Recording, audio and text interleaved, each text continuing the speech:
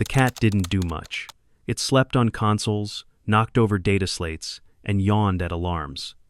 To most of the alien crew aboard the Evisari Peacekeeper, it was a mystery why the human officer had brought it aboard at all. It wasn't armored. It wasn't genetically engineered. It wasn't even housebroken. It was fluffy, tiny, bored. "Is it a mascot?" Second Officer Dralvan asked, blinking all 6 eyes. "No," Lieutenant Torres replied, not looking up from her diagnostics. "That's Nyx. She's a cat." "Does she perform functions?" Torres only smiled. "She's good at what she does." That didn't help. By the end of the week, the jokes started. They called it a heat-leaking meatloaf, a biological plush, even offered to log it as excess biomass on the crew manifest. Nyx didn't seem to mind. She slept through the insults. She slept through meetings. She even slept through the Silkfang breach alarm at first. Nyx's day followed a strict cycle: wake up, stretch slowly, bat at something fragile, demand food, and return to her favored spot on the solar recharge panel near the climate duct. Her grooming routine took 30 minutes. Her disdain for protocol was absolute. And yet, she was tolerated. Because she belonged to Lieutenant Torres, and no one argued with Torres. Torres arrived with the latest personnel rotation from EarthGov's Strategic Response Division. A decorated field analyst and advanced infiltration expert, he was transferred to Ivisari after an incident on Omeris 4 that left 4 Crisari spies exposed and 2 Black Ops units repurposed into janitorial staffing. The alien command crew didn't like him at first. Too calm, too vague, too human. And then he brought the cat. "She has her own clearance," he'd said during his intake, placing a digital certificate on the table that read Nyx, Companion Status Verified, Emotional Support Animal Class, B, Registered. Captain Selvar thought it was a mistake. Then the cat jumped on the table, sat on his report, and blinked up at him, as if daring him to challenge it. Selvar didn't. Evisari was a rotating research and logistics vessel stationed in orbit above Pylon 7, a cold, mineral-rich moon near the edges of contested space. The crew included 17 species, over 200 researchers, 8 military liaisons, and 1 extremely unimpressed feline. To most of the crew, Nyx was ambient background life, like the humming of the power core or the scent of reheated kelp rations. She appeared. She vanished. She occasionally shredded a data cord. But mostly, she napped. "She's not a pet," Torres clarified one night over dinner with Dralvan. "She's family." "Family?" Dralvan repeated, clicking uncertainly. "On Earth, your families hunt venom, beasts with their paws?" "Number." "But where I found her, she did." That part wasn't in her file. The Silkfang warning came on day 36. A red flare across the outer quadrant. 2 patrols failed to check in. Scans were negative. No wreckage. No comms. Then came the report from another base, 80 kilometers planetside. Not a full alert, just a signal burst. Silkfang detected. 1 confirmed, possibly 2. No survivors reported. The Ivisari crew froze.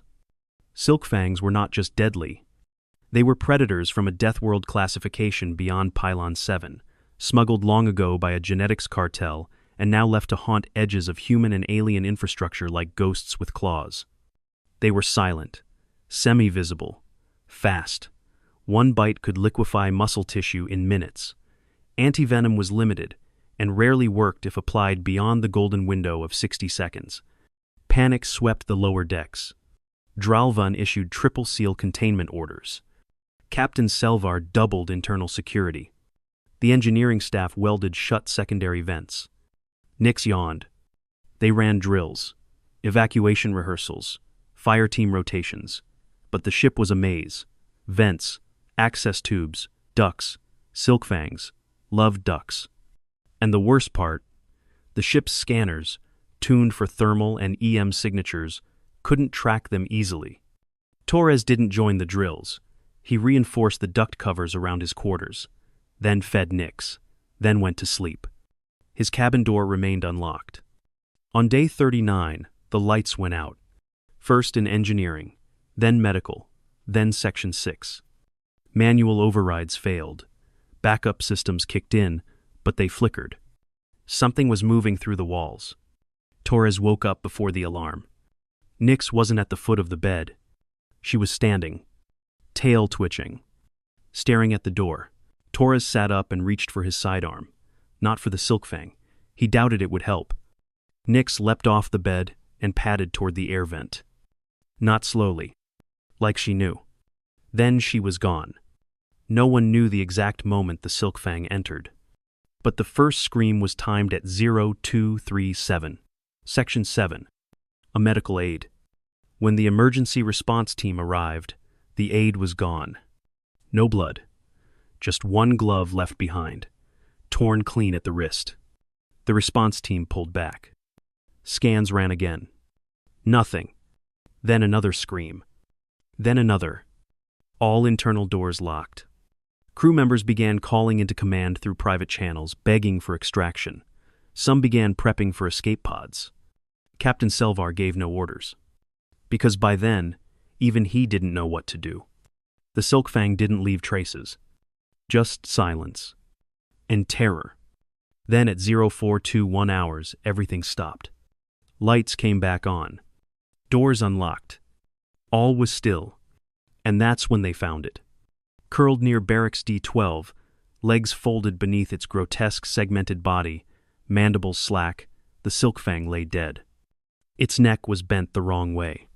No wounds, no plasma burns, no acid, just a single fracture near the windpipe. Clean, crushing force applied from an angle most species couldn't reach. No human could have done it. No alien on board had claws that small. And beside it? Nix. Stretching, then curling up again beside the corpse as if it were just another blanket. Captain Selvar was the first to arrive. He stood in stunned silence. Torres stepped forward, picked up the cat, and scratched beneath her chin. She doesn't like uninvited guests. Nix purred, and went back to sleep. They didn't touch the body for an hour. Even the security drones hesitated. The Silkfang was the stuff of warfront nightmares, classified Apex sapient hunter. No one had ever seen one up close and lived, let alone found it dead and intact. Its limbs were folded inward, its long sensory barbs were snapped, and its translucent hide, normally shimmered in low light, lay dull as crumpled foil. But no one looked at the Silkfang for long. They were too busy staring at the cat.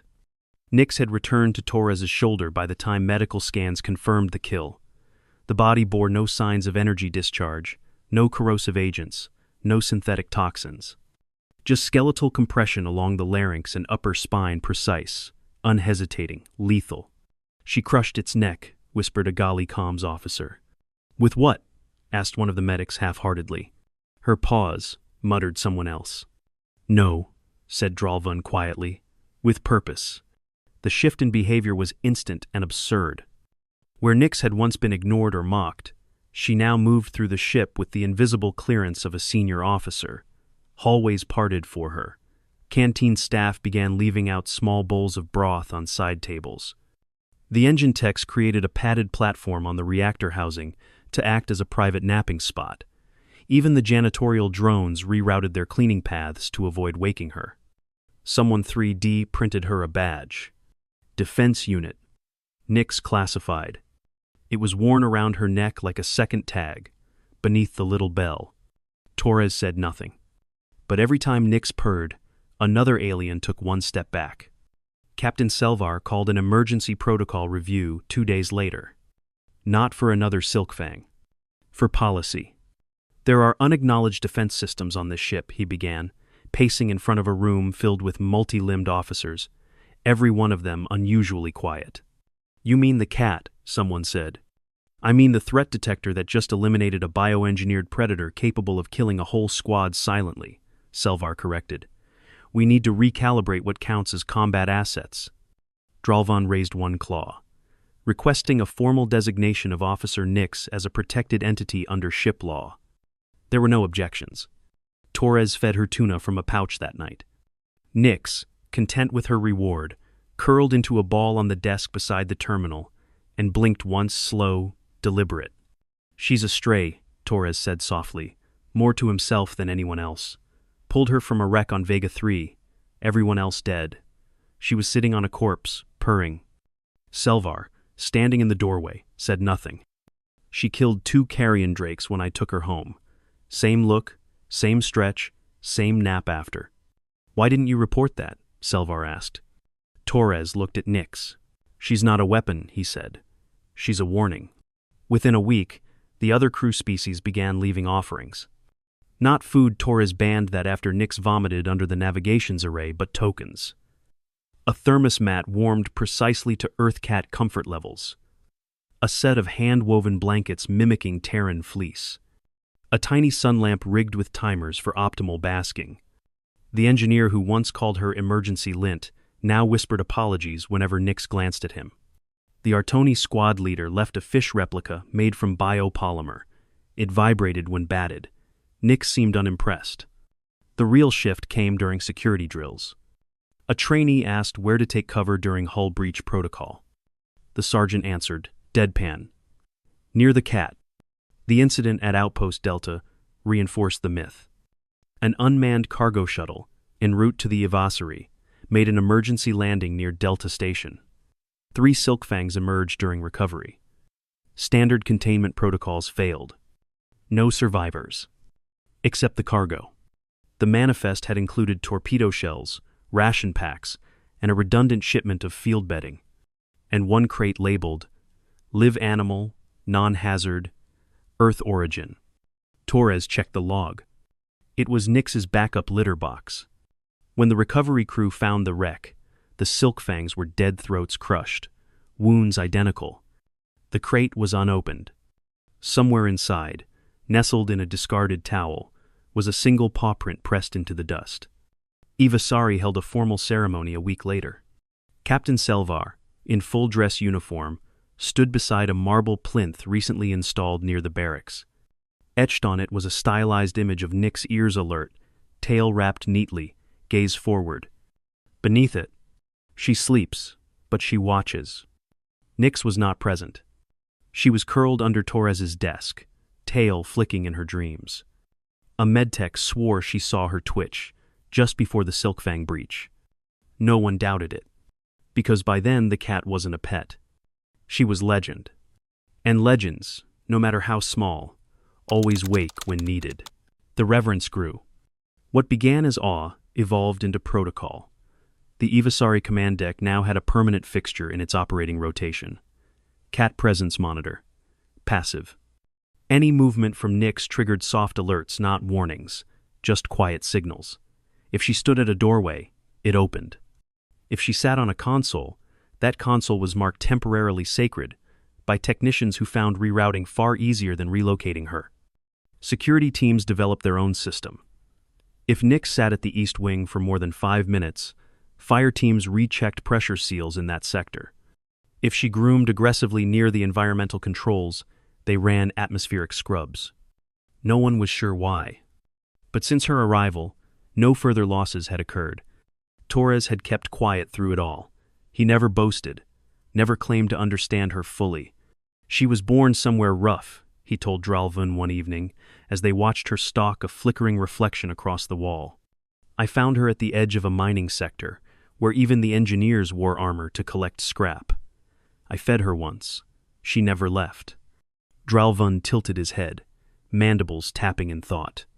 She accepted the contract. Torres smirked. Something like that. Nix leapt at the light, missed by a whisker, then landed in a controlled sprawl. She immediately pretended nothing happened and began licking her shoulder. Torres nodded. Exactly like that. By day 72, whispers of Nix had reached other stations. Base Oron requested a data exchange.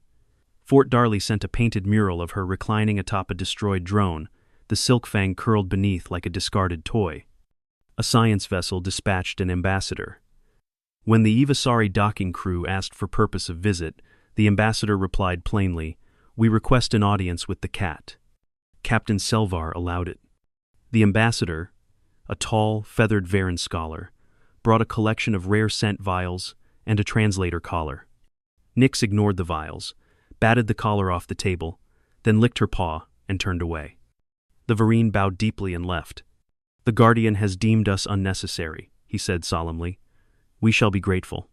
Then came the second Silkfang. Detected early. On scanners this time.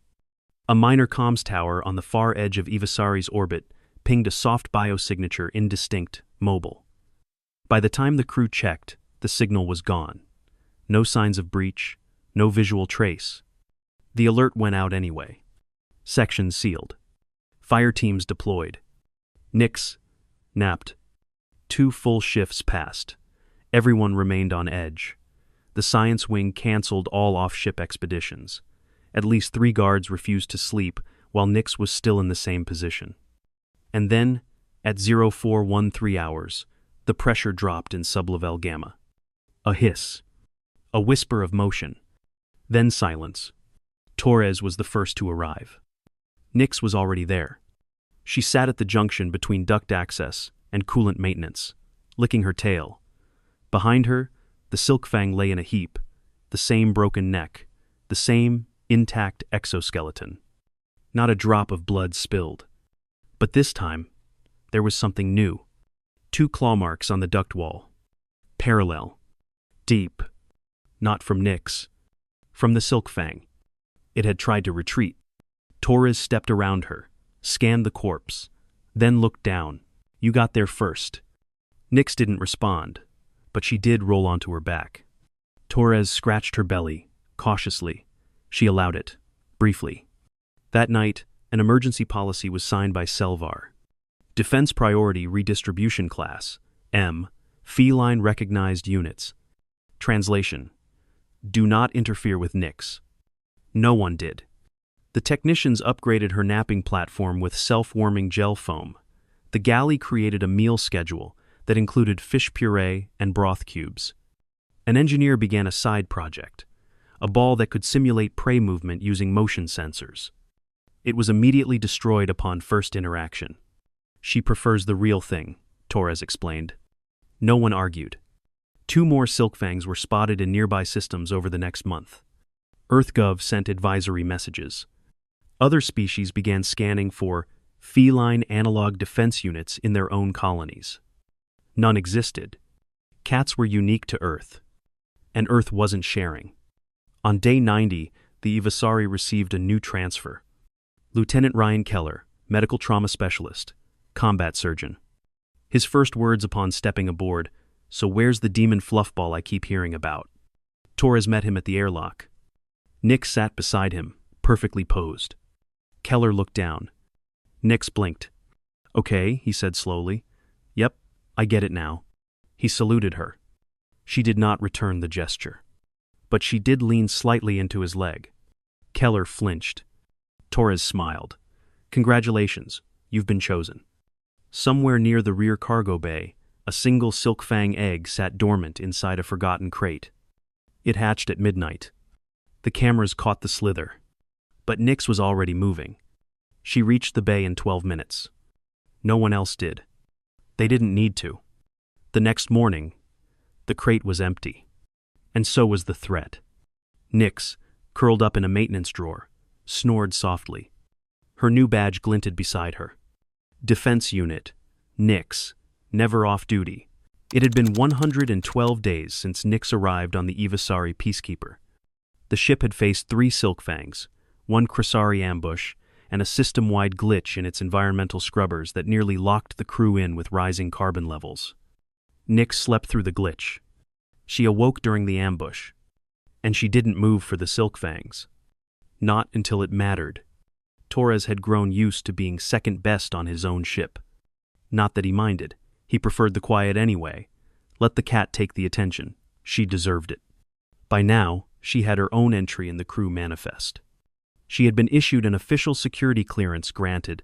It was mostly ceremonial, but it allowed her unrestricted access to any space not involving nuclear containment.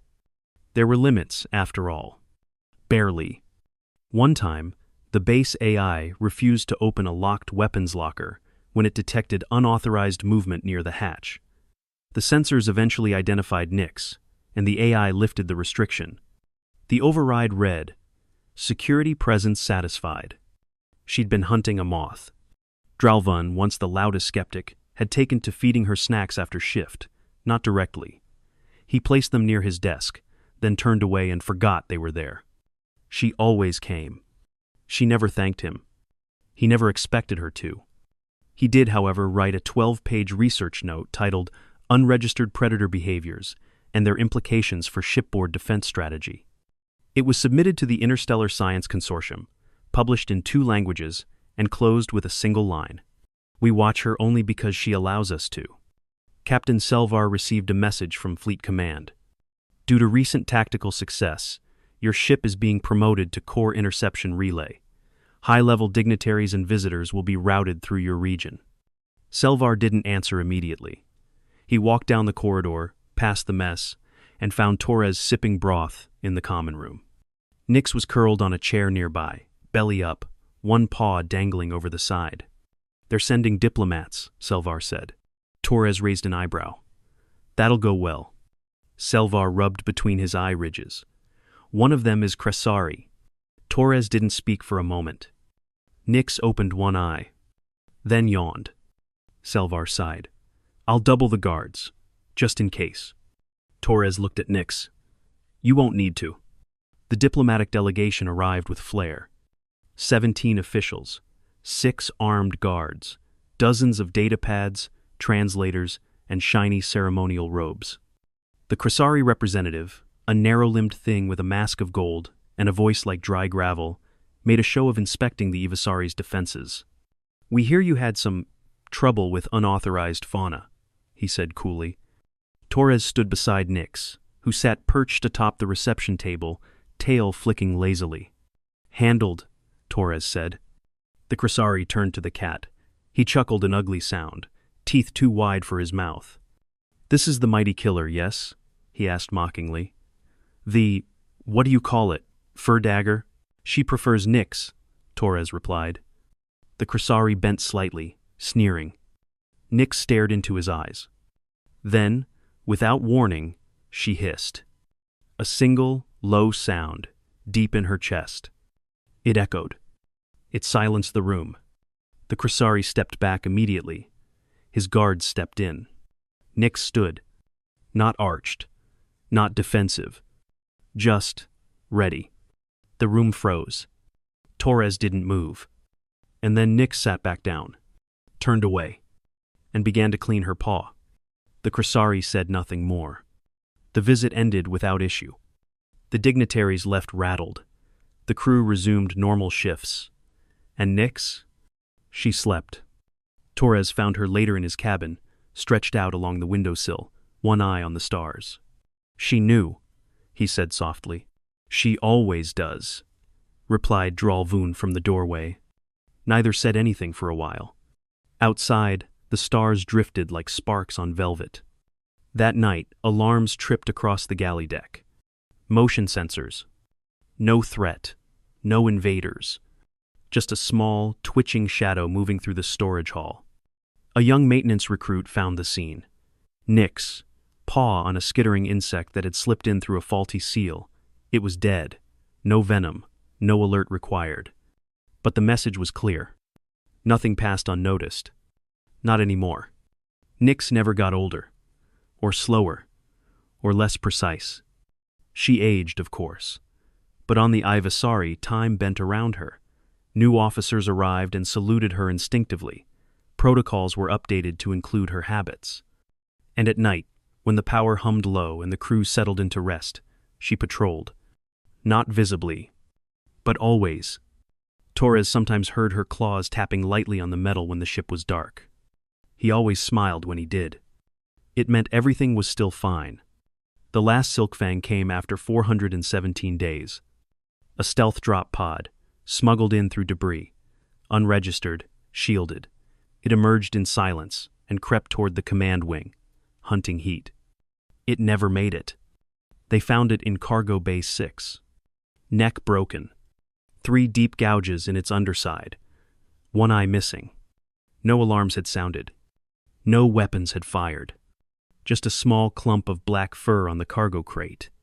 And a soft, round imprint in the dust where something small had curled up to nap. Torres held her gently that evening, as she purred against his chest. "You did it again," he whispered. Nyx didn't open her eyes. She didn't need to. She'd earned her rest. There is a mural now, in the ship's atrium, carved into the alloy wall by 3 species working together. It shows a cat, back turned, tail high, walking calmly toward a field of stars. Beneath it are only 3 words. She watched first. And on Earth, in an academy where future ship captains study command ethics, there's a mandatory module. Unit Nyx, when preparedness looks like sleep. They laugh, at first, until they hear the stories. And then they understand. Because sometimes, safety doesn't look like shields and guns.